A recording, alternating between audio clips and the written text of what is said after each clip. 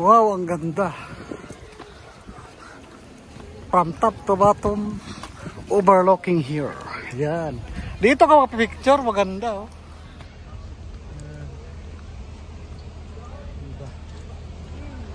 Tayo tao. Masyal dito, dami. Yan. Yan. Ganda ng view. First time sa Bataan. Nakapasyal rin. Hindi natin inaakala.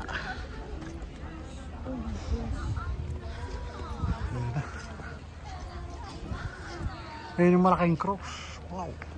Ito yung pinaka-famous. Malaking cross. Ayan. So dito na ano yung gift mark dito na tapos. Ay hindi po sa Tarlac. Tarlac yun. Ayan.